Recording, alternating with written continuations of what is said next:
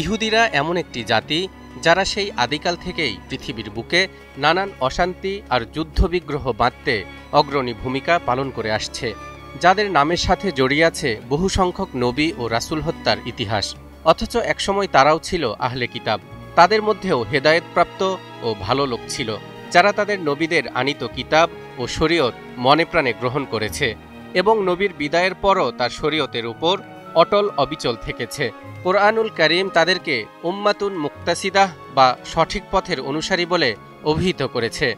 এরশাদ হচ্ছে, ওয়ালাউ আন্নাহুম আকামুত তাওরাতা ওয়াল ইনজিলা ওয়ামা উনজিলা ইলাইহিম মির রাব্বিহিম লাআকালু মিন ফাওকিহিম ওয়া মিন তাহতি আরজুলিহিম মিনহুম উম্মাতুম মুকতাসিদাহ ওয়া কাসীরুম মিনহুম সাআ মা ইয়া'মালুন।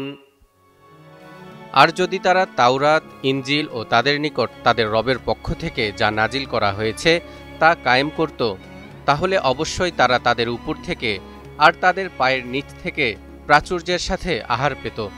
তাদের মধ্য থেকে সঠিক পথের অনুসারী একটি দল রয়েছে, কিন্তু তাদের অধিকাংশই যা করে তা খারাপ। এই আয়াতের শেষের অংশে বলা হয়েছে ওয়া কাসীরুম মিনহুম সাআ মা ইয়া'মালুন, অর্থাৎ তাদের বেশিরভাগ লোকই মন্দ কাজ করে থাকে।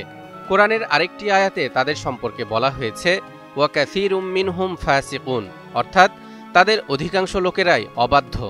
এমনিভাবে কোরআনের বেশ কিছু আয়াতে ইহুদি জাতির অবাধ্যতা ও মন্দ কাজের বিবরণ তুলে ধরা হয়েছে। আজ আমরা এর কয়েকটি নিয়ে আলোচনা করব।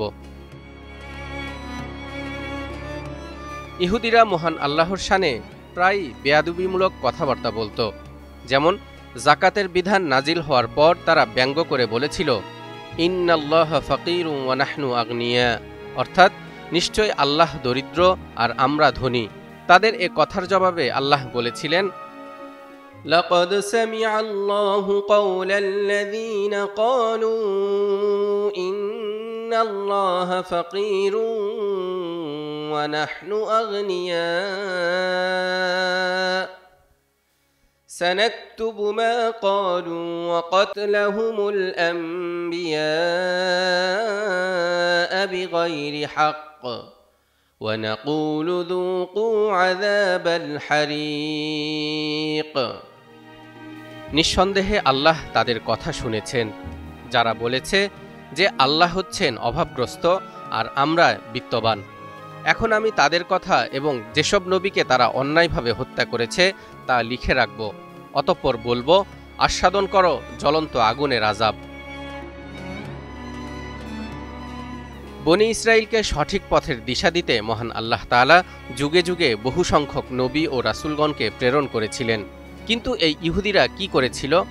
যখনই নবীগণ শরীয়তের কোনো বিধান নিয়ে এসেছেন আল্লাহর পক্ষ থেকে, আর সেই বিধান যদি তাদের মনোপুত না হতো, তাহলে হয় তারা দাম্ভিকতা দেখিয়ে তা প্রত্যাখ্যান করেছে, নয়তো সেই নবীকেই হত্যা করে ফেলেছে। এই ছিল ইহুদিদের পূর্বপুরুষদের চরিত্র। এরশাদ হচ্ছে, আফাকুল্লামা জাআকুম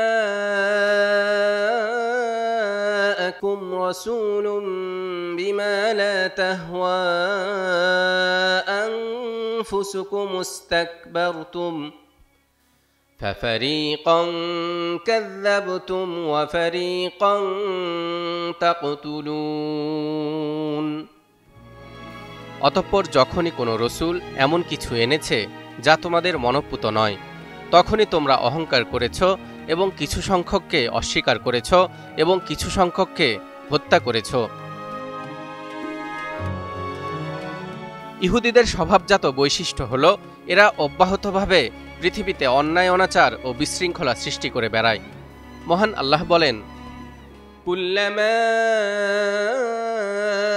আওকাদু নারাল লিল হারবি আতফাআহা আল্লাহ ওয়া ইয়াসআউনা ফিল আরদি ফাসাদা ওয়াল্লাহু লা ইউহিব্বুল মুফসিদিন। তারা যখনই যুদ্ধের আগুন জ্বালায় আল্লাহ তা নিভিয়ে দেন, তারা পৃথিবীতে অশান্তি বিস্তার করে বেড়ায়, অথচ আল্লাহ অশান্তি বিস্তারকারীদেরকে পছন্দ করেন না। এই জাতির চরিত্রই হল চুক্তিভঙ্গ করা। কোরআনুল কারিমে এই বিষয়ে অসংখ্য ঘটনা ও বিবরণ উল্লেখ রয়েছে। ইহুদিদের এই চরিত্রের দিকটি ইঙ্গিত করেই আল্লাহ তার নবীকে বলেছেন, الذين عاهدت منهم ثم ينقضون عهدهم في كل مرة وهم لا يتقون। তারা সেই সকল লোক যাদের থেকে আপনি প্রতিশ্রুতি নিয়েছিলেন, তা সত্ত্বেও তারা প্রতিবার নিজ প্রতিশ্রুতি ভঙ্গ করে এবং তারা বিন্দুমাত্র ভয় করে না। এভাবে কোরআনের বিভিন্ন আয়াত পর্যালোচনা করলে ইহুদিদের অভিশপ্ত হবার মোট 10টি কারণ খুঁজে পাওয়া যায়, যথা: 1. ব্যাপক পাপাচার। 2. আল্লাহর প্রেরিত ধর্ম গ্রহণ করতে মানুষকে বাধা দেয়া। 3. তাদের ধর্মে সুদ নিষিদ্ধ হওয়ার পরও সুদ খাওয়া। 4. অন্যের সম্পদ আত্মসাৎ করা। 5.